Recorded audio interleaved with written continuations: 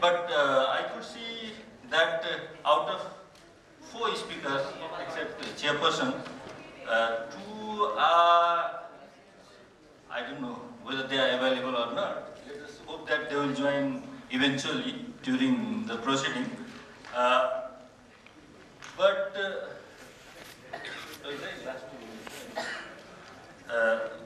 My duty, as my earlier fellows does, मेरो चाहिँ अलिकति अब टाइम म्यानेज गर्ने कुरा छ र मलाई लाग्छ अहिले हामी जुन स्थितिमा छौँ त्यो चाहिँ टाइम म्यानेज गर्न नसकेकै कारणले होला। मलाई कति टाइम दिनुहुन्छ मेरो सेसनको लागि? हेलो आधी घन्टा चाहिँ गाह्रो किन होला भने किन भन्दा फेरि I think this the importance we have title अनुसार चाहिँ हाम्रो चाहिँ फेरि इन्डियन चाइनिज र नेपाली पार्टिसिपेन्टहरू पनि भएको हुँदाखेरि मलाई 1 आवर 1 घन्टा भनिरहनु भएको छ, त्यही भएर I try to be strict of it. अब तर त्यसमा चाहिँ अब सरहरूले नि हेल्प गर्नुपर्छ। I hope you also can conclude this session within an hour. अब अलिकति कुरा गर्दाखेरि चाहिँ I think most of the issues has been discussed already. तपाईँहरूले सुनिरहनु भएको छ। बाई एन्ड लार्ज म 12 बजेपछिको सेसन 2टा सेसनमा बस्दाखेरि चाहिँ even if we are talking about UN, NATO etcetera, by and large यो टपिक चाहिँ आइरहेछ। India China definitely wants you discuss about नेपालमा कुनै इन्टरनेसनल सेमिनार हुन्छ भने इन्डिया चाइना भइरहन्छ। र मेरो चाहिँ कन्सर्न मलाई लाग्छ, बिफोर आई इन्भाइट स्पिकर्स, मेरो चाहिँ कन्सर्न के छ भने 2-3 कुराहरू चाहिँ कन्सर्न होला जस्तो लाग्छ। किन मलाई पनि इन्ट्रेस्ट लाग्छ भन्ने सन्दर्भमा चाहिँ, जस्तो अहिले कुरा आयो दिनेश भट्टराई सरदेखि हाम्रो फरेन सेक्रेटरीदेखि सबैले 2-3 कुराहरू गर्नुभयो नि। त्यो चाहिँ नेपालको फरेन पोलिसीको कुरा गर्दाखेरि डेफिनेटली लिडरसिपको ड्युअल आर्गुमेन्ट होइन, ड्युअलिटी अफ आर्गुमेन्ट, जता गयो त्यतै बोल्ने एउटा कुराहरू। अनि अर्को चाहिँ इन्कन्सिस्टेन्सीको कुराहरू आउँदै गर्दाखेरि मलाई चाहिँ लाग्छ I think if we look at अरू हिस्ट्रीको कुरा हेर्दै जाँदाखेरि मलाई लाग्छ धेरै इन्टरनेसनल रिलेसनका विद्यार्थीहरूले स्ट्राटेजी फर सर्भाइभल लियो इरोजको किताब पढ्नुभयो भने 71 मा पब्लिस भएको किताबमा त्यहाँ उनले ब्रिटिस र चाइनिज, द देन ब्रिटिस र चाइनिजको कुरा गर्दाखेरि त्यो बेलादेखि नै हामी यो प्रकारको कुरा चाहिँ गर्दै आइरहेको छ। त्यो बेला चाइनिज र ब्रिटिसहरूको if you read Leo E Rose होइन, उनले के भन्छ भने चाइनिज र ब्रिटिसको बिचमा पनि होइन नेपालले जहिलेसुकै ड्युअल रोल गर्छ, कहिलेकाहीँ हाम्रो अगाडि एन्टी इन्डिया र इन्डियाको अगाडि एन्टी चाइना कुराहरू गरिरहेको हुन्छ। त्यो कुरा चाहिँ हामीलाई थाहा छ भने त्यो बेलादेखिकै उडेछ। त्यसलाई चाहिँ लियो इरोजले चाहिँ स्ट्राटेजी फर सर्भाइभल भनेर भनिदिए होइन। तर अहिले आएर हेर्दाखेरि चाहिँ कतिपय अवस्थामा चाहिँ मलाई लाग्छ अरू देशको भन्दा म एउटा डोमेस्टिक पोलिटिक्सको पनि अलिकति विद्यार्थी भएको हुँदाखेरि चाहिँ के लाग्छ भने अरू देशको चाहिँ रिलेसनको कुरा गर्दाखेरि डेफिनेटली एकदम प्रोक्सिमेट रिलेसन र अलिकति डिस्टेन्सको रिलेसनको कुरा हुन्छ हरेक देशमा। त्यसमा हुँदाखेरि तर जनताको कुरामा नेताले के बोल्छ त्यो फरक कुरा हो, तर जनतामा चाहिँ बाई एन्ड लार्ज फरेन पोलिसीमा एक प्रकारको कन्सिस्टेन्सी हुन्थ्यो भने हाम्रो नेपालमा चाहिँ फ्रम देन अनवर्ड्स ब्रिटिसकै पालादेखि जुन ड्युअलिजमको कुरा गर्यो त्यसले गर्दाखेरि चाहिँ के भइरहेछ जस्तो लाग्छ मलाई भने यो चाहिँ स्पिकरहरूको लागि बेसिकली नेपाली स्पिकरको लागि हुन्थ्यो। तर अनफर्चुनेटली हामीसँग प्रदीप दाई बाहेक अरू 2जना स्पिकरहरू आइसक्नु भएको छैन। अब के हुनसक्छ भने अहिले चाहिँ मलाई लाग्छ हाम्रो पपुलेसन पनि डिभाइडेड हो कि त्यो चाहिँ प्रब्लमेटिक हो। हाम्रो पपुलेसनमा हेर्नुहुन्छ भने नेतृत्वले के गरिरहेछ त्यो बेग्लै कुरा हो, तर पपुलेसनमा हेर्नुहुन्छ भने अहिले पछिल्लो चरणमा चाहिँ भारतले नाकाबन्दी नै गर्दाखेरि पनि एउटा सेक्सनले होइन त्यो भारतले गरेकै होइन भन्ने एउटा भयो, त्यसरी डिफेन्ड गर्ने भारतको। अर्को सेक्सन चाहिँ अब अहिले चाइनाकै कुरा गर्नुहुन्छ भने चाइनाले भारतले नाकाबन्दी गर्दा नि हामीलाई कुनै सपोर्ट गरेन कहाँसम्म भने इभन एउटा भएको हाइवे पनि रोकिदिएको अवस्थामा पनि त्यो हाइवे पनि होइन चाइनाले आफ्नो के अरे अरू कारणले रोकेको होइन, भुइँचालोको कारणले हो, यो स्ट्राटेजिक होइन भन्नेतर्फ चाहिँ यसरी सपोर्ट गर्ने कि एकातिर एक थरी चाहिँ चाइनाको ब्लाइन्ड सपोर्टर, अर्कोतिर इन्डियाको ब्लाइन्ड सपोर्टर। त्यो हुँदाखेरि चाहिँ मलाई लाग्छ भोलि क्राइसिस पर्न सक्छ। त्यो कुरामा मलाई लाग्छ नेपाली स्पिकरहरूले ध्यान दिनुहुनेछ। Also, I have a couple of issues to provocate my foreign guests as well. For example, there are a couple of questions I think you try to follow up earlier session. For example, if you try to extract from the title, whether India and China, our immediate neighbors, are competing or they are having rivalry relation. I think this is the major issue I think we want to hear from my foreign guests. And also whether Nepal, being in a geopolitical arena or geopolitical place, can play this anti-China, anti-India role, whether it is pragmatic policy or not. These are the questions I think they may discuss during their deliberation. Having said that, I think I first request I go with the order, and since Rajanji is not here, Gezaji is not here, maybe I request Dr. Dattesh Prabhu Ji for his speech. And before that, I think I should introduce him, at least to let people know about his background. Dr. Dattesh is director at RMT International and assistant professor Goa University. He has completed his PhD under Fulbright Junior Research Fellow in International Relations and completed Masters in International Studies. His areas of specialization are US foreign policy, India's foreign policy and diplomacy, international organization UN, strategic affairs, West Asia, political economy, America, and etc. Though his focus way by and large out of this South Asia, I hope, since he has done India's foreign policy and diplomacy, I think he will throw his valuable lights about this situation of Nepal. Thank you. I invite Dr. Shah. Okay, I'll try and do my best. Thank you very much. Good evening. At the outset, let me effusively compliment Sunil and the AIDI and his entire team out there, also the Midwestern University and its Vice Chancellor, for collaborating in this endeavor to bring what I call as a very seminal initiative from the point of view of Nepal. I think it's very timely because when I look back on this current situation, I think rather than calling Nepal as being at the crossroads, I would say Nepal is at an inflection point. And an inflection point, by definition, essentially is a point from which you can move tectonically, either for the better or for the worse, which is to say that this is a critical juncture in your country's history. I often try and draw parallels, and I see that this is somewhat a parallel to 1991 in India's foreign policy, when similarly India was compelled to undertake a tectonic shift in its foreign policy, obviously because of the onset of globalization, the end of the Cold War, and of course the fact that the economics and the world politics had changed. So something very similar is taking place here. Before I move forward, let me just cast your mind back to about 2 decades ago, and what Madeleine Albright once very famously said at the height of American power in the late 1990s. She said American foreign policy can be summarized as unilateralism where we must, multilateralism where we can. And I think everyone understands the meaning of that. Similarly, 2 decades on, what we are seeing now, globally, happening globally with also impact on Asia, is a similar slogan where you could say protectionism where we must, globalization where we can. So we are living in challenging times where we are being pushed back against the logic of globalization by certain forces which are essentially calling for economies to become hidebound and insular. If I had to look at great power rivalry in South Asia, I would first define South Asia in terms of 3 different visages, in terms of 3 different paradigms or frameworks of conduct of inquiry. The first is geographical South Asia, where of course India's dominant geographical features stand out, and that is not only a privilege but it's also a responsibility upon India to take its primacy and its centrality in a sense that can drive consensus in the region. The next element is what we call as geopolitical South Asia, where obviously South Asia in a sense locates itself in a kind of a trisection or a tri-junction between Central Asia, between Southeast Asia, and the Indian Ocean region that is increasingly becoming critical, not just to foreign policy, but also to national security and national development. But the third aspect, and that is about geo-economic or geostrategic South Asia, and that is where these days we are discussing elements like functional geography.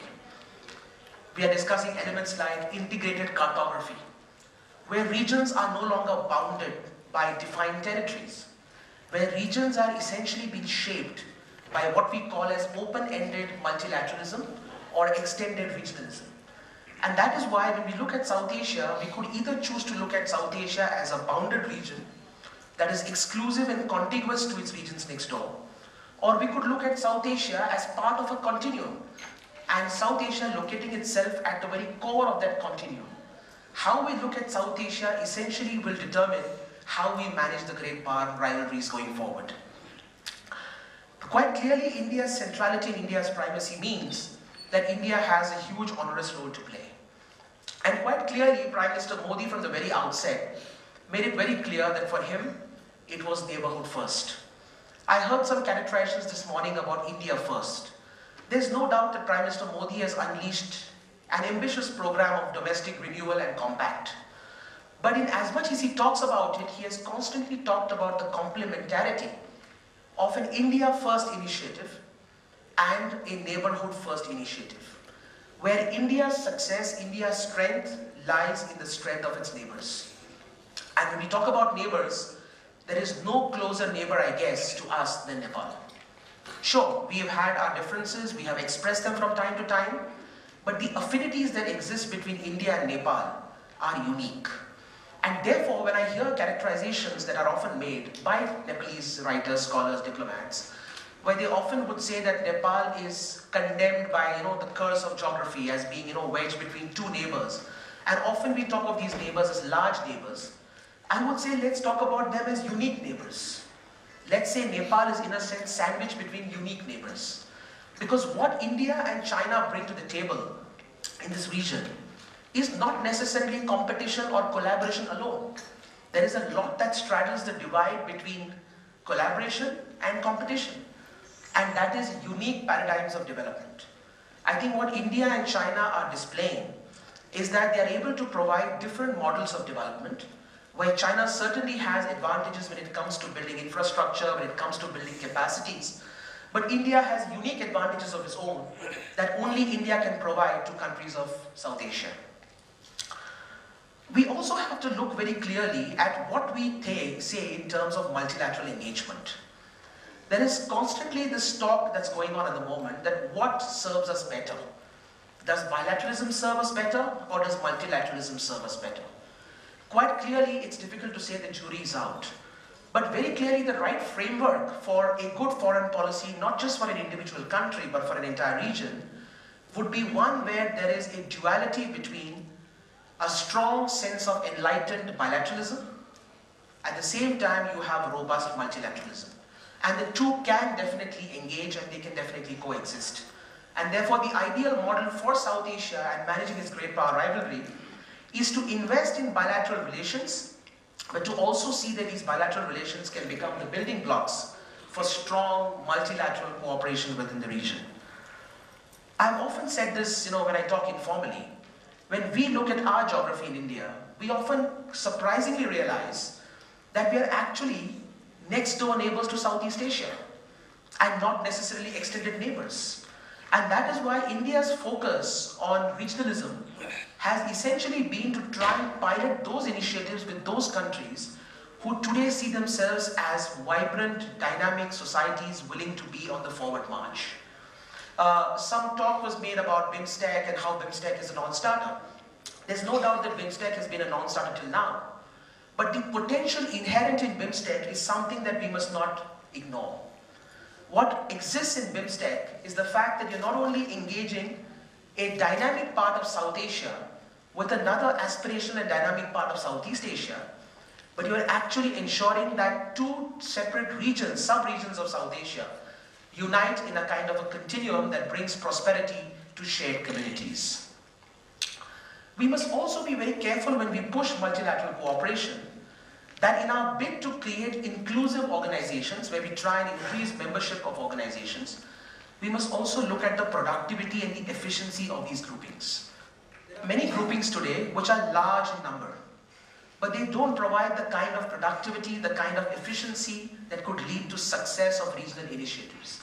And India has often been talking about this within the region, that the ideal way to be able to manage great power rivalries or to be able to manage tensions in the region would be to push ahead those strategic initiatives that inherently have at their core a certain value system or a certain attribute that all countries of that grouping subscribe to.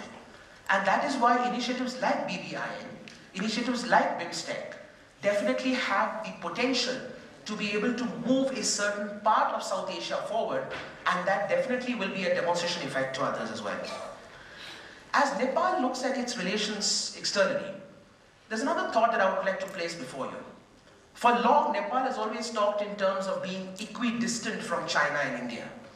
Because in the past, the traditional framework was look at these relationships that Nepal has with China and India from a security lens. And therefore the talk has been that Nepal is equidistant between China and India. But I think given the unique opportunity that has come before countries of South Asia, the discourse has now got to change from equidistance to equanimity and engagement, where Nepal moves away from being equidistant to very confidently saying, we engage China on terms of engagement, we also engage India on different terms of engagement.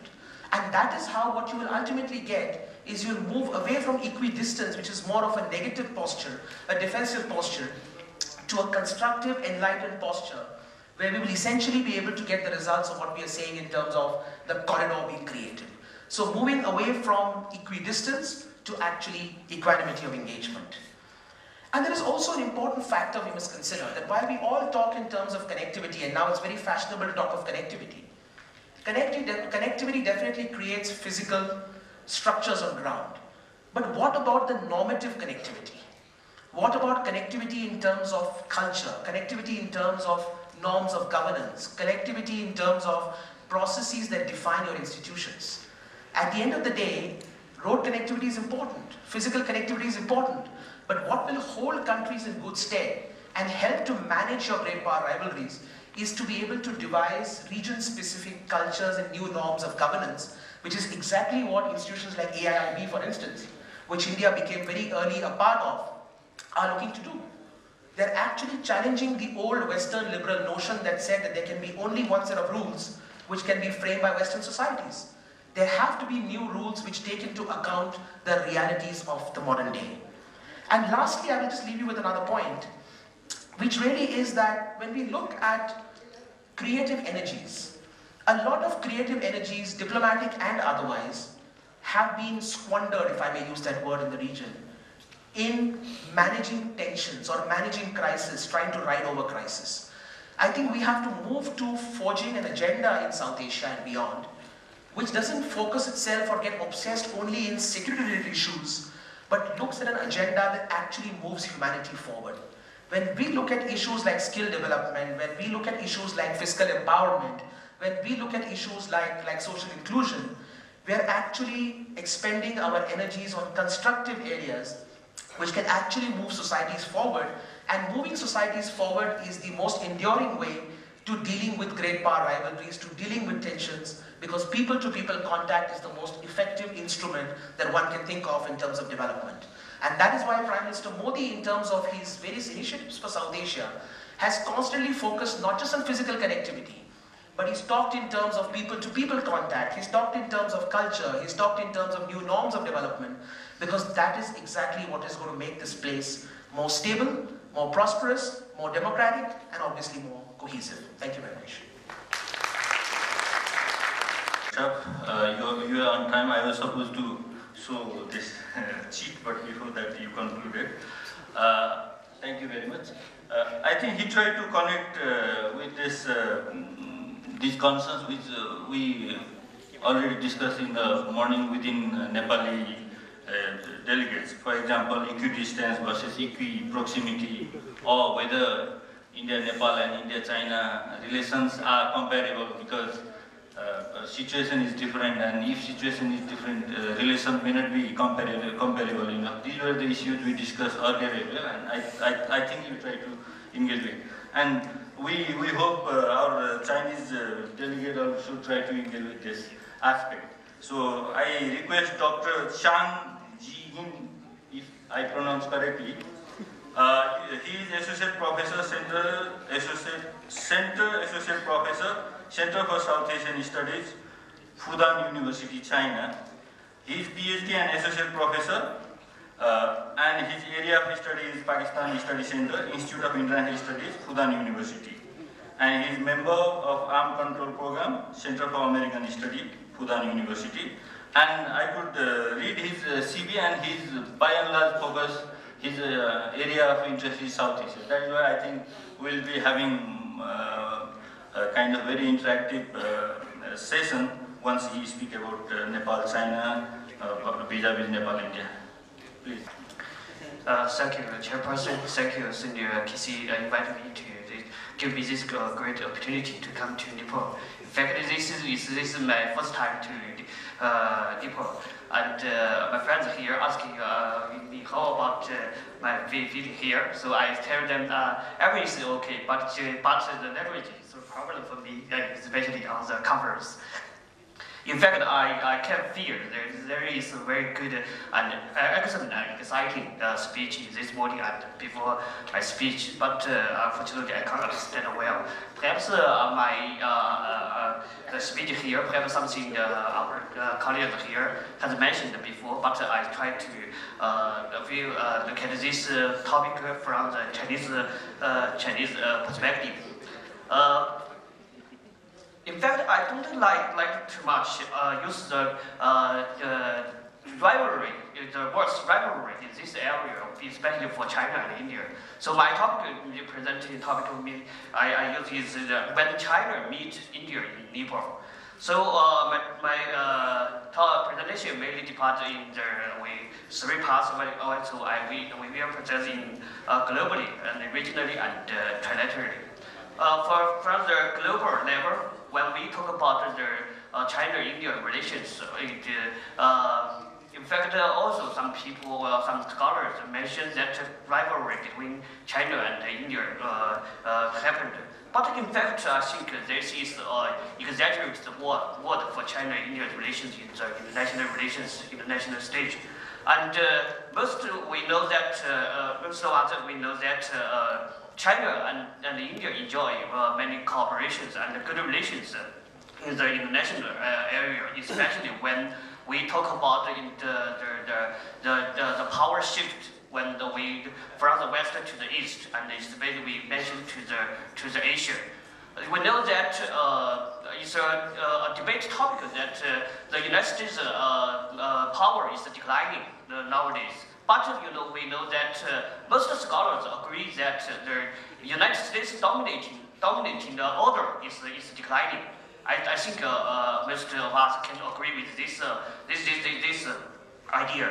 That mentions that for the emerging power and the rising power, like China and India, have this opportunity, and this opportunity is, I think, has never happened in Asia before. So for China and India, this we can say that if the power shift happened and the Asian country, when it is in the 21st century now, and when we have said that this happened in the world, that means that the China and India must cooperate together better. That we both of us talk about the Asian century. So that means that the cooperation between China and India is very, very important. This is the first point. And the second point, I think, is that we know that it's a process of rising. That China and India has more problems from domestically, not internationally. I don't think really rising power can be damaged by the international pressure, and I think it's most from the domestic problems. And this is the same for China and India. So when China and India develop its foreign policy, I think the domestically concern is the first important priority. So from this point of view, I can also say that for the globally, we see that India and China is mainly cooperating more than competition, and even if we say that rivalry. And this is from the globally level. I talk about the China-India relations. And for the regionally, perhaps when we talk about this, we often can feel that the competition between China and India happened, especially in the South Asia area. And as I mentioned just now, also mentioned this. We talk a lot about this before. But for regionally saying that China and India's view of each other, and also has happened a great change in the last more than 10 years into the new century. In the Cold War era, even in the 1990s, when we talk about the South Asia area, we often use the word hegemon. When we talk about hegemon, we not only talk about hegemon like the United States and the USS, but we also mentioned the local or regional hegemon. We often use these words in our newspaper. That's before 1990s. In fact, when we talk about the regional hegemon, we just aim at talk about India more frequently. But nowadays, especially in 20th centuries, in China, very few scholars talk about that India is the hegemon in South Asia and Indian Ocean like that. But on the other side, that's the sensitive of India from China. From China is rising greatly. That we know that when we do research on South Asia, there is a popular phenomenon that we know that there is asymmetric threat perception between China and India. China, very few China scholars or even people, even popular people that can fear that threat from the India. But India often talk about China's threat is foreign policy speaking. And we know that India developed its nuclear weapons, and the first important reason for India is China's threat, and the top leaders also often mentioned China's threat when it developed its nuclear weapons. And this is not a good sign for China-India relations after 1998.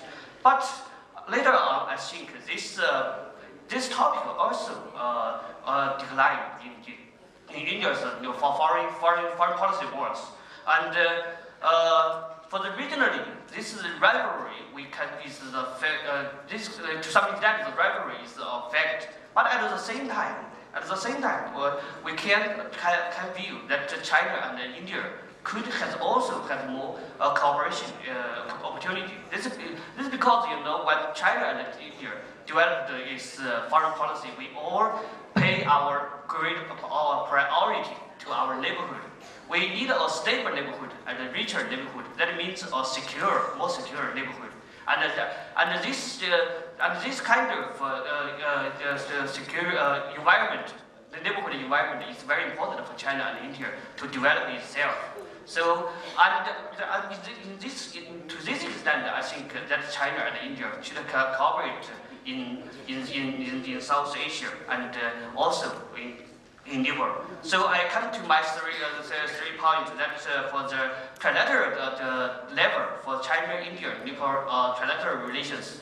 We know that when we talk about these three trilateral relations, some scholars use the balance of power theory to explain this. And this is a very common phenomenon that to explain international Asian international relations, we often use the words from the Western world, especially from the United States. So when we talk about the balance of power in this area, I think this is the danger of the words for our Nepal friends. According to the classical theory of balance of power, it's just a great power game, not the game of a small power. And in fact, for the trilateral relations, and I think there is a big imbalance in the trilateral relations. That means, what I mean is that for China and India, it's developed. If they have both of them have many trilateral relations, and many trilateral relations is much more important than this the Nepal, China, and India trilateral relations. But for Nepal, this trilateral relations is most important. that is top priority for its foreign policy. So there is this imbalance in these trilateral relations. And the second imbalance in these trilateral relations, I think, is the understanding between them. You know, for China, we know the Nepal effect very little. Before I come here, I just search the academic paper for Nepal, the foreign policy and politics from our Chinese side scholars. In fact, the academic papers is the number of the academic papers is less than 10. It's very we know Nepal very few. And for the languages, in fact, we have very few scholars. To my mind, perhaps just 2 or 3 scholars. They are for international relations. They can understand Nepali. So this for China, Nepal, very few. But for India and Nepal, they have very much more closer relations and much more closer understanding. This is also another imbalance. So when we look at these trilateral relations, we must keep in mind that the 2 imbalances. So from this point of view, so we can look forward for the way. That's the way we think about today. That's the way forward for Nepal. What kind of choice for Nepal policy? So in my mind, I think that for Nepal, it's the most important for Nepal is to define its role between in the trilateral relations. How to define its role? I think not because India, but Nepal is a small power that has both power, bigger power and great power neighbor. So has to find the balance between them. I think this is not a good idea, and this is an old idea. And so we will need to find the new way and new sort. What was the new sort? Perhaps just like today, we and in fact and India. When we develop our foreign policy, we are now doing something to schedule some new sort like China's OBOR and India's look east policy. And for Nepal, how to cooperate with China's policy towards South Asia and cooperate with India's policy towards South Asia and even look east policy. We know that for the India's look east policy is mainly meaning towards the Southeast Asia and the East Asia. In fact, this for the first mind, perhaps we can say that is not related to Nepal. But we know that for India's nuclear policy, China is always a very important factor. So how to bridge the relations between India and China? So that Nepal can do can develop its role for the India's look east policy. And for China, it's very clearly that our OBOR is the top agenda for our foreign policy today. So cooperating with China, I think that Nepal is also support Chinese OBOR initiative very optimistically. And this is a good vision for Nepal to develop its foreign policy. And I don't think the most important for Nepal to develop its foreign policy is its national interest. Nepal has its special relations with India, and China can understand. And Nepal has to develop itself better. So Nepal needs to have better relations with China. I think that India can understand also, or can also understand. So I think perhaps time is okay. I just stop here. Thank you.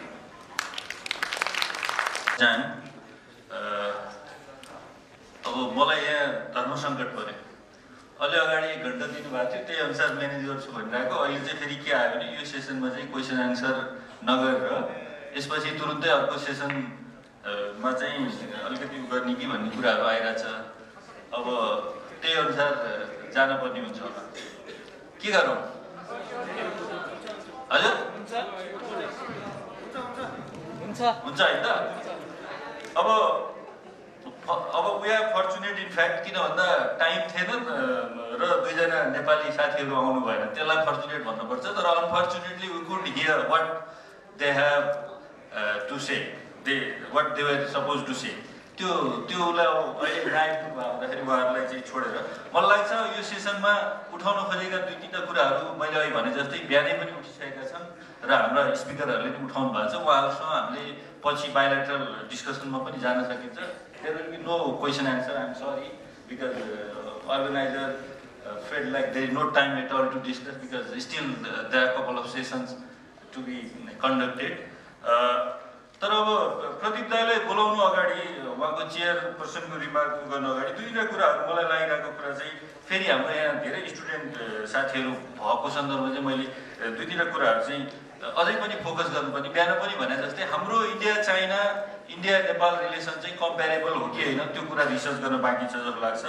Equi distance raw equi प्रोक्सिमिटीको कुरा गर्दा गर्दा फेरि comparable हो कि होइन भन्ने कुरा पनि त्यहीसँग जोडिन्छ होला जस्तो लाग्छ होइन तर यी सबै कुरा किन आइरहन्छ भन्नेमा चाहिँ मलाई लाग्छ म जस्तो टिचरको पनि मेजर रोल छ किन भन्दा हामीले कहिले पनि एक्सपर्ट जन्माएनौँ र हाम्रो युनिभर्सिटी कहिले पनि इन्डिया चाइना पढाएन अनलेस हामीले इन्डिया चाइना कोर्स पढाउँछौँ त्यहाँको सोसाइटी अरू सबै कुराहरू पढाउँदैनौँ त्यसपछि एक्सपर्ट उत्पादन हुँदैन र अहिलेसम्म पनि एक्सपर्टको रूपमा चाहिँ हामीले कसलाई खोजिरहेको हुन्छौँ भने म जस्ता कहिलेकाहीँ 2-3 वर्ष यसो कतै बिताएका विद्यार्थीहरू बिताएका राजदूत भएकाहरू त्यस्ता मान्छे चाहिँ हाम्रो एक्सपर्ट भइरहेछ त्यसले गर्दा नै हामीले Nepal China Nepal India relation राम्रोसँग बुझ्न सकिरहेको छैनौँ भन्ने मेरो हो र अब चाहिँ बिस्तारै इन्टरनेसनल रिलेसनका तपाईँ विद्यार्थीहरू आइरहँदाखेरि चाहिँ केही नयाँ आयामहरूमा चाहिँ रिसर्च गर्नुपर्छ जस्तो लाग्छ मलाई 2-3 कुरा अहिले भनिरहेको कुराहरू पनि क्वेसन गर्नु मन छ मैले आफ्नो सिद्धाएपछि प्रतियोगितालाई बोलाउँछु त्यसपछि कन्क्लुड गर्ने हुँदाखेरि मैले एउटा पोइन्ट चाहिँ के भन्नुपर्छ भने आज पनि हाम्रो नेपालमा के डिस्कोर्स चलिरहेको छ भनेदेखि पृथ्वीनारायण शाहले चाहिँ दुई ढुङ्गा बीचको तरुल भनेका थिए भनिन्छ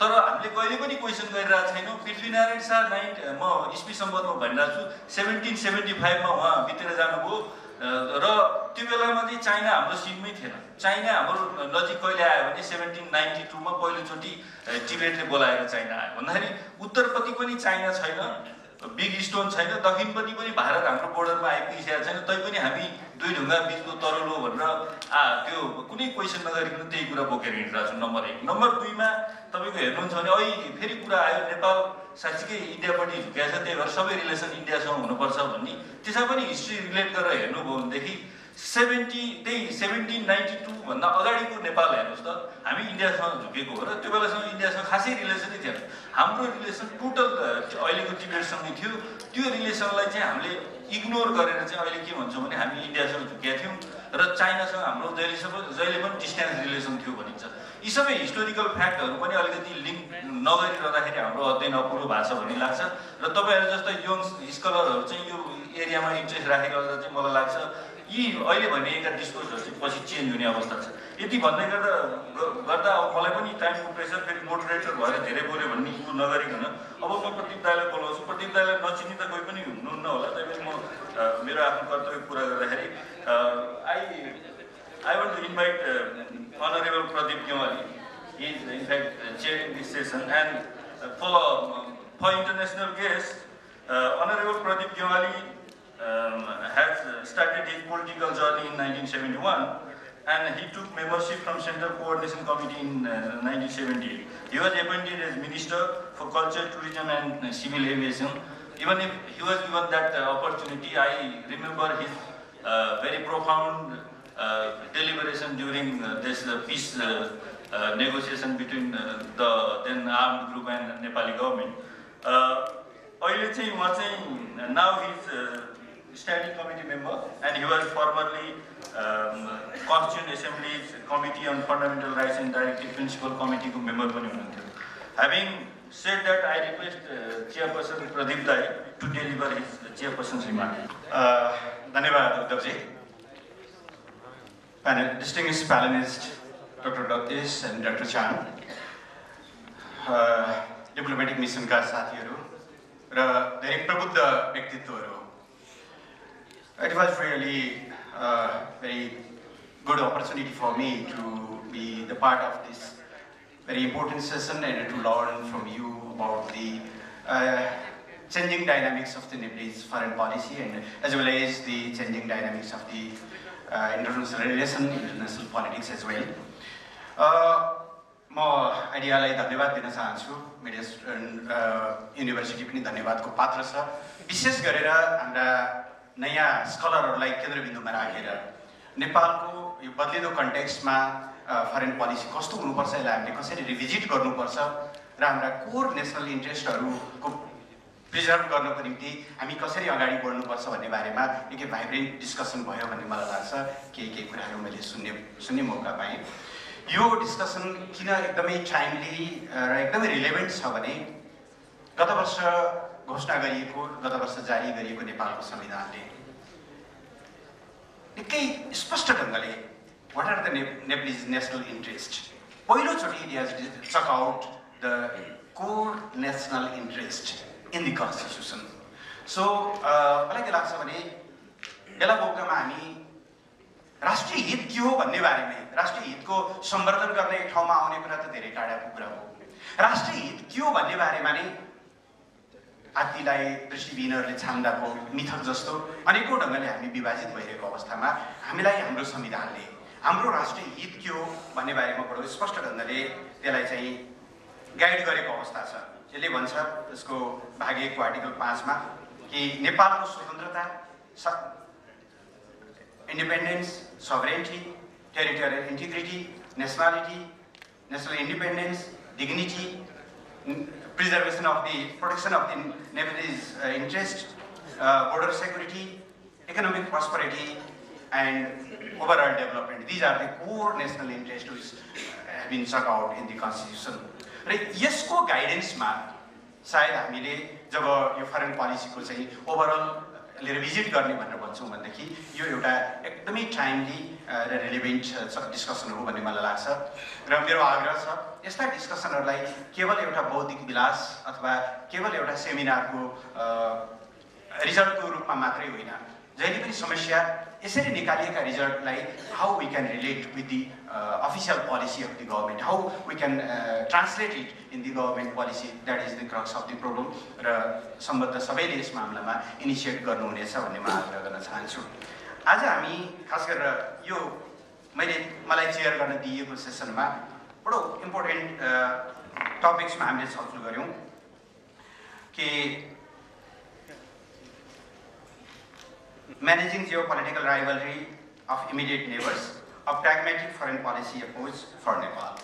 I would like to prefer geopolitical competition rather rivalry, as the very prominent scholars and panelists has also shared that. यदि rivalry को मात्रै कुरा गर्ने हो भने सायद त्यहाँनिर हाम्रो रोल धेरै कम हुन्छ होला त्यसबाट कसले यो प्रिफर गर्नुभयो र कसले यसको शीर्षक राख्नुभयो म उहाँलाई यसलाई रिभ्यू गरौँ भन्ने म आग्रह गर्न चाहन्छु अलि बढी एक्जागरेसन हुन्छ होला जस्तो लाग्छ किन ओभरअल सम्बन्धको भारत र चीनको सम्बन्धको चाहिँ ओभरअल कम्पेयर गर्ने हो भनेदेखि राइभलरी कम अविश्वास छ देखिन्छ त्यस्तो बेला मौका प्रकट हुन्छ तर राइभलरी भन्दा कोअपरेसनको क्षेत्र चाहिँ धेरै भएको देखिन्छ त्यसो भएको हुनाले कम्पिटिसनको कन्टेस्टमा नेपालले आफ्नो चाहिँ कस्तो प्र्याग्मेटिक फरेन पोलिसी लिनु पर्ला भन्ने कोणबाट छलफल गर्यो भने हामी बढी पोजिटिभ हुन्छौँ होला नभए राइभलरी मात्रै छ भन्दा बित्तिकै त्यसले निकाल्ने इभेन्चुअल एउटा कन्क्लुजन के हो भने if there is rivalry we should be part of either this side or that side भन्ने एउटा गलत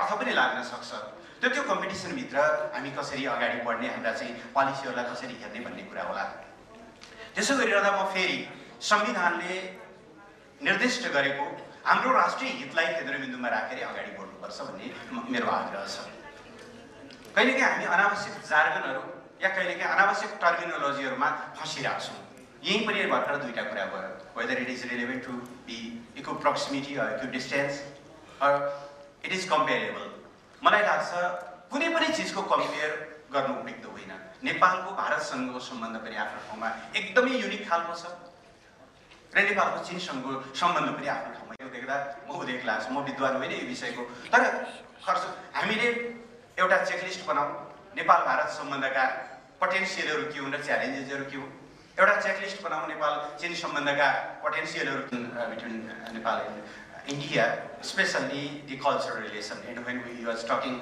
about the connectivity, his emphasis on not only the physical connectivity, the connectivity between cultures, religions, and people to people. It was very, very noteworthy, and I think it is very important.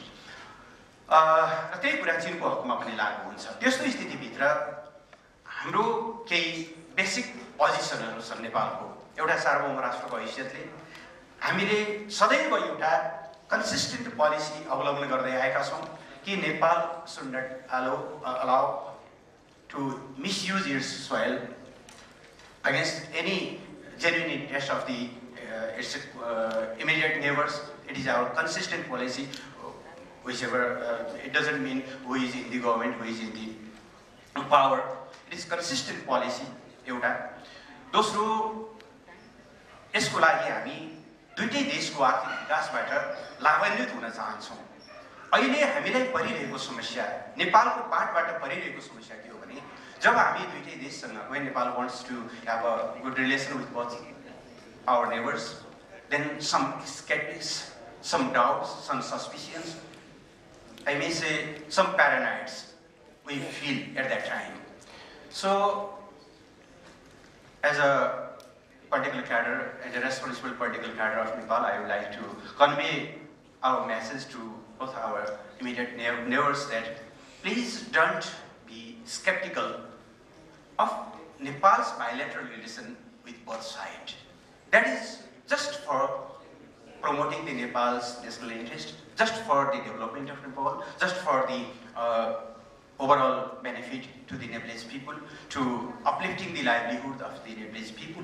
We have no any that type of strategic alliance or any that type of intention when we are joining the hands with both our neighbors. So please trust us when we are making relation with either side. But sometimes our genuine effort to make good relation with a particular side creates unnecessary hue and cry. Big editorials, big television discourses, television talk shows, and unnecessary doubts for its small neighbor. That is, I think, baseless. It is not necessary. Nepal cannot, it will never harm the genuine interest of its close neighbors. We will, if possible, we will serve your interests in the given paradigm, given context of the Nepalese interest. So, to develop the good relation with both our neighbors, we need the trust from both sides, especially, I may say, from the south side, because we have very immediate that type of pain which we want to forget, but it is very, very difficult to forget it. So, Nepal आफ्ना आर्थिक विकासको निम्ति चीनसँग, युरोपसँग, अमेरिकासँग, भारतसँग जससँग सम्बन्ध राख्न खोज्दाखेरि पनि तपाईहरुको आफ्ना कम्पिटिसनका लेभलहरु होला, हुन सक्छ राइभलरी पनि होला, तर त्यसमा नेपालको कुनै लेनादेना छैन। नेपालले खोजेको भनेको तपाईहरुको आर्थिक विकासबाट लाभान्वित हुन खोजेको र एउटा पर्याप्त सम्भावना भएर पनि political mismanagement, political destability, political unnecessary कन्फ्लिक्टको कारणले पछाडी परेको 21औं शताब्दीमा पनि अन्डर डेभलप लिस्ट डेभलप एउटा चाहिँ ट्र्याक भेरेर बस्न चाहेको नेपालले यसबाट माथि अगाडि बढ्न चाहेको यो कुरा क्लियर मेसेज हामीले कन्भे गर्न जरुरी छ भन्ने मलाई लाग्छ। दोस्रो यहाँ अलिकति हामीले छलफल गरिरहेछौँ, हाम्रा स्कलरहरूले पनि एउटा कुरा राख्नुभयो बाइलेटरल भर्सेस ट्राइलेटरल। मलाई लाग्छ यसमा पनि हामी धेरै अल्झिनुपर्ने जरुरी छैन। Most of the sphere of the cooperation will be definitely bilateral, but having very important and strategic geopolitical location of Nepal, Nepal can pave the way. Nepal can serve as a trilateral ground, which can be that type of cooperation can be furnished, can be promoted. So, त्यसको लागि पनि फेरि विश्वासकै कुरा सबभन्दा महत्त्वपूर्ण कुरा हो भन्ने मलाई लाग्छ। नेपाललाई विकास गर्नको निम्ति तपाईहरुको बीचमा हुने राम्रो सम्बन्धले नेपाल फाइदामा पुग्छ। त्यसकारणले हामी पहिला त द्विपक्षीय सम्बन्धलाई नै घनिष्ठ बनाउन चाहन्छौँ। हाम्रा द्विपक्षीय सम्बन्धका क्षेत्रहरू बायोलेटरल कोअपरेसन नै अझ राम्रोसँग अगाडि बढौँ। भारतले खुलेर नेपाललाई सहयोग गरोस्, चीनले खुलेर नेपाललाई सहयोग गरोस्। तर इन द मिन टाइम हाम्रो जुन खालको चाहिँ स्ट्राटेजिक लोकेसन छ, हाम्रो जुन जियोग्राफी छ, यसले तपाईहरुलाई पनि फाइदा दिन सक्छ।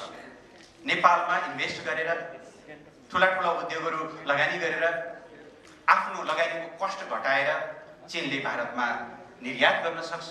नेपालमा उद्योगहरू खोलेर कस्ट घटाएर भारतले चीनमा निर्यात गर्न सक्छ। त्यसले तपाईहरुलाई पनि फाइदा हुन्छ, हामीलाई पनि फाइदा हुन्छ। र यदि त्यो करिडोर हामीले निर्माण गर्न सक्यौँ, चाइना नेपाल इन्डिया आर्थिक करिडोर भने त्यो धेरै महत्त्वपूर्ण हुन्छ। यहीँनिर आउँछ ओबिआरको कुरा। नेपालको निम्ति ओबिआर धेरै महत्त्वपूर्ण छ। Because we want to be connected, we want to be linked the विभिन्न आर्थिक विकसित देशहरूसँग। यसको लागि कनेक्टिभिटी इज द मस्ट। तर हामीले देखिरहेको, हामीले भोगिरहेको समस्या एउटा के हो भने इन्डियन साथीहरूसँग हामी कुरा गर्छौँ, बीसीआईएन हो भने बीसीआईएमबाट यानसम्म हो भने इट्स ओके। कुनमिङबाट म्यानमार हुँदै ढाका भएर कोलकाता भएर नेपालमा आउँछ, त्यो बाटो इट्स ओके। तर सिधै चीनबाट भारत हुँदै पेनिट्रेट के अरे नेपाल हुँदै पेनिट्रेट गर्ने कुरा त खै त्यसले त राम्रो गर्दैन कि भन्ने अनावश्यक स्केप्टिक्स हामी त्यहाँ पाउँछौँ। त्यसो गर्नुपर्ने पनि केही जरुरी छैन। हामी चीन, नेपाल र भारतको बिचमा एउटा आर्थिक करिडोरको विकास गरेर त्यो कनेक्टिभिटीलाई नेपालको आर्थिक विकासको निम्ति अधिकतम सदुपयोग गर्न चाहन्छौँ। त्यसको लागि मैले धेरै लामो चर्चा गर्दिनँ। त्यसको लागि दुई देश चीन र भारतको बिचमा राम्रो सम्बन्ध विकास होस्। अब यहाँ एउटा बडो हाई साउन्डिङ एउटा शब्द पनि छ, हाउ नेपाल क्यान म्यानेज। म त्यस्तो धेरै ठुल्ठुलो कुरा गर्दिनँ। नेपालले चीन र भारतको राइभलरीलाई म्यानेज गर्ने कुरा चाहिँ त्यो अहिलेको हकमा धेरै परको कुरा हो। हामीले हाम्रा आफ्नै नेसनल इन्ट्रेस्टहरूलाई चाहिँ हामी म्यानेज गर्छौँ र म्यानेज गर्नको निम्ति तिनै राष्ट्रिय हितलाई केन्द्रबिन्दुमा राखेर दुवै देशसँग हामीले राम्रो सुमधुर सम्बन्ध स्थापित गर्न चाहन्छौँ। त्यसको लागि दुवै देशको सहयोग, दुवै देशको विश्वास धेरै महत्त्वपूर्ण छ। On behalf of the Nepal, we would like to have a strong commitment that Nepal should always pay proper attention for your genuine concerns. Nepal would never allow to misuse its soils to your core national interest, but Nepal needs cooperation from both of you. And please don't bring any that type of rivalry if you have. I don't think that there is any rivalry. You have some competition, you have some differences of the interest, but it should not make any disturbances hamper in the desire of the Nepalese people to be prosperous, to be developed with the cooperation of both of our neighbors. I would like to congratulate both of the scholars, panelists from India and China. They have said very important deliberations, and I would like to welcome your genuine concern and your good wishes to cooperate Nepal. Thank you very much. Thank you. And I would like to declare the adjournment of this very session. Thank you. Thank you, Sabai panelists. You help us to conclude this session before the time. In fact, I'm sorry that we couldn't hold this discussion session, and as you know the reason behind this, we have to listen more people. Thank you so much, Dr. Uddab Pyakurel, for moderating this session. Actually, this session was supposed to moderate by Dr. Indra Adhikari, but she couldn't attend this session, and we really appreciate your cooperation. Now, we would like to honor our panelists, chairperson, with a token of love. First of all, I would like to request our chairperson, Honorable Pradeep Gyawali, former minister, to provide a token of love for our panelists.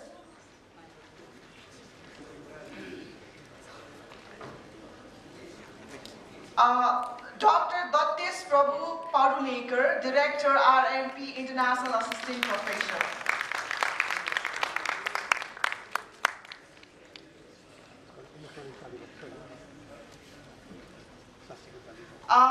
Dr. Zhang Jiegen, Associate Professor, Center for South Asian Studies, Fudan University, China. And we're really sorry, but I already told you that our moderator, Dr. Uddab Pyakurel, has a great cooperation for us. We will definitely have a token of love for him. But right now, we are honorable. And once again, from the behalf of this organizer, I would like to appreciate the cooperation and his friendly gesture. Thank you, sir. Thank you so much. And yes, for this another token of love, I would like to request Honorable Former Minister Ganesh Sahi to provide this token of love to our chairperson, Honorable Pradeep Gyawali. Please a round of applause for our chairperson.